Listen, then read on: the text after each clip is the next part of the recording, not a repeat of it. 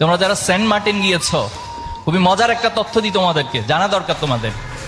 এই Saint Martin নিয়ে মীর কাসেম আলী ভাই স্বপ্ন দেখেছেন। একটা সময় ট্রলারে করে ডেকনাফ থেকে সেন্ট মার্টিন যাওয়া হতো, কিন্তু উনি ট্রলারে করে দেখলেন যে এটা খুব রিস্কি একটা পজিশন তৈরি করে, অনেক মানুষের মধ্য দিয়ে নিহত হয়, সাগরে ডুবে যায়।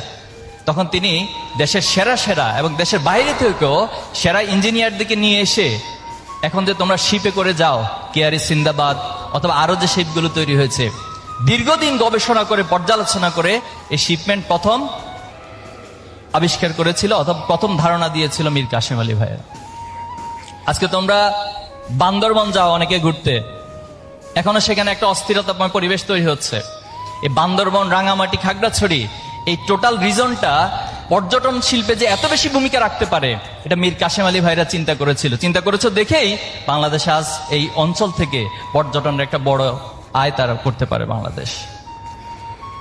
তাহলে আমরা দুর্ভাগ্য এই জাতির মীর কাসেম আলীকে মিথ্যা অপবাদ দিয়ে, প্রোপাগান্ডা চালিয়ে বিচারিক হত্যাকাণ্ডের মাধ্যমে কেন হত্যা করেছেন।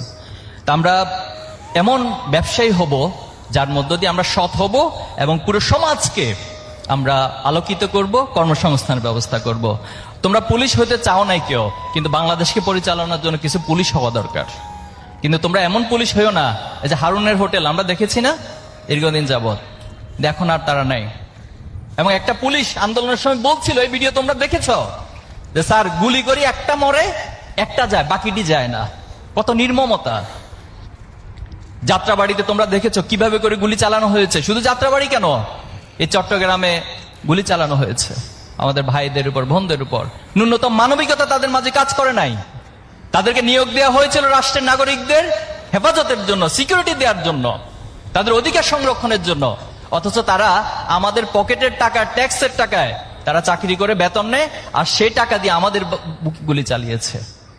তোমরা যারা সেন্ট মার্টিন গিয়েছো,